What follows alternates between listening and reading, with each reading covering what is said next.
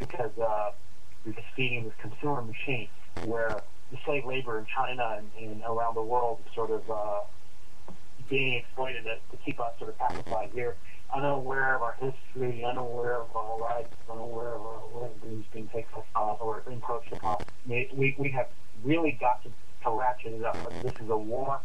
There was, I'm sure a lot of people in your audience have listened to, seen Deeper Vendetta or the Matrix films. Within both of those films and many others that are out there, you have the metaphors for what's going on, and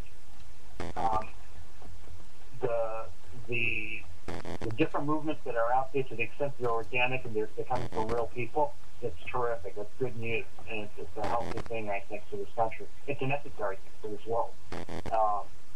We have got to look at these wars for what they are, which is basically tools for natural resource appropriation by these corporate and banking interests. And we've got to look at the deaths, the suicides that you're talking about. How can it possibly be if 16 of our men and women every single day are committing suicide? I mean, the despair and the depression and the anger and frustration that our soldiers must feel, is enormous. And this goes with war. When you look at war as basically being a lie perpetrated on the American people, not just in these current wars, but since World War II. And, you get angry, and you got to change it. And in terms of tactics, and I've got stuff on my website. It's going to go through overhaul. I'm going to give this increasing attention over the next year, 2011.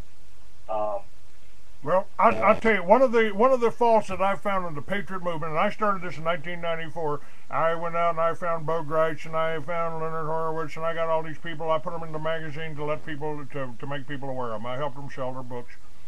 And today it's really hard for me to get advertising. Because the opposition, the banksters, if you're telling the truth about the bank, if you're talking about the tax system, if you're talking about the Federal Reserve Bank, then you're labeled a tax protester. You're labeled a racist. If you talk about immigration, you're labeled a racist. If you talk about Israel having 400 nuclear weapons, then you're an anti-Semite. And I think the answer is the media, but the control of the money, the control of the advertising, is almost impossible to overcome. I don't. I haven't been able to do it. I think that's true if you look at it through yourself and your own eyes. I've gone through that sort of despair myself, but that's why working with other groups and people is so important. You quickly realize. I just came back to Colorado and I was meeting with people in different groups in Denver, and that's where I was for the Thanksgiving weekend. This stuff is happening everywhere. People are having these conversations. The media doesn't talk about it. You don't have the sense for the discourse that's happening at a national level. But I think you're not alone. And there are growing numbers of people who are disenchanted with disillusioned with the way things are and the system. And I think we just have to organize, recognize the banking system as an exploitive system that has taken over the entire economy and our government, and do whatever you can to squelch that and to roll it back and stop the wars, stop the senseless killing of not only their populations but our own.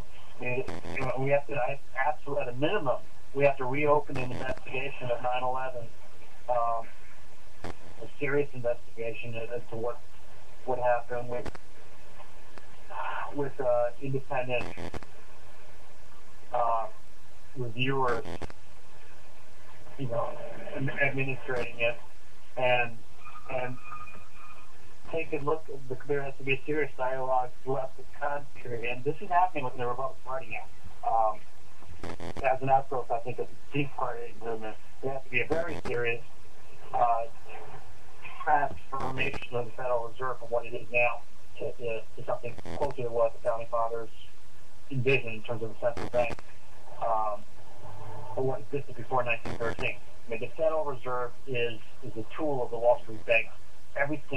It's the most powerful institution in the United States, and it's beholden to interest independent of the American people.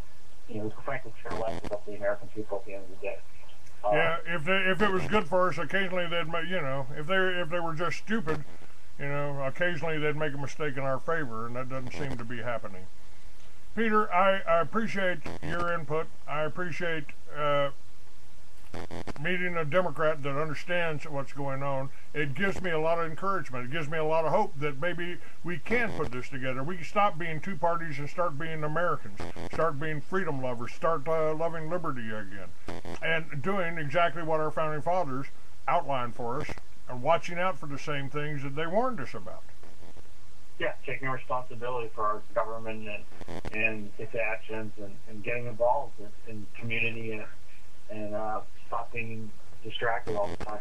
Well, let's talk again sometime, Clay. I've got to get back to. I'll put you back up, and any way you can help, retake the media. That's what I want to do. I want to retake the media. I want to make movies. I've got films out. I've got books out, but I'm having a tough time selling them right now since I'm blocked in every library. But give me a call. You have my numbers. You have my website. This show will be you can download it as an MP3 by clicking on the Blog Talk player and saying save to my default player.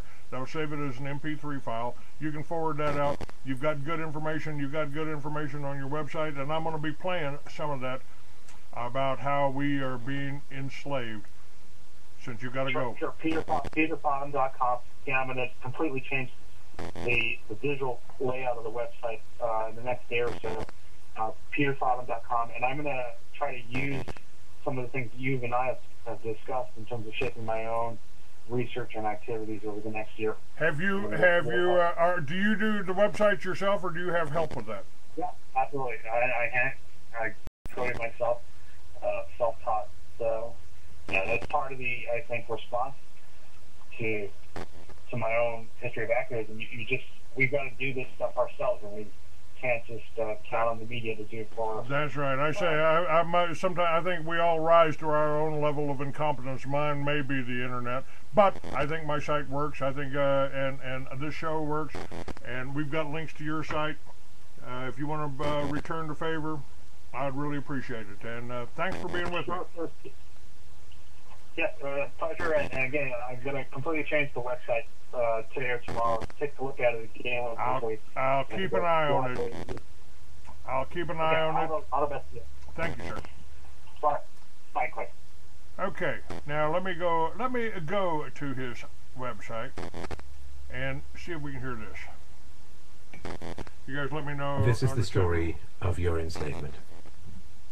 How it came to be, and how you can finally be free.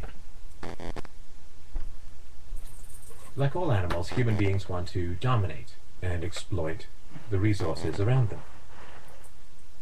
At first we mostly hunted and fished and ate off the land, but then something magical and terrible happened to our minds. We became, alone among the animals, afraid of death and of future loss. And this was the start of a great tragedy and an even greater possibility. You see, when we become afraid of death, of injury and imprisonment, we become controllable and so valuable in a way that no other resource could ever be. The greatest resource for any human being to control is not natural resources or tools or animals or land, but other human beings.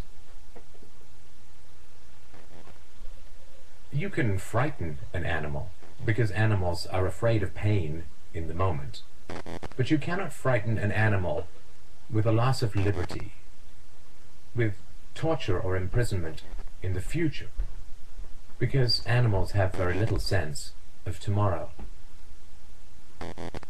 You cannot threaten a cow with torture or a sheep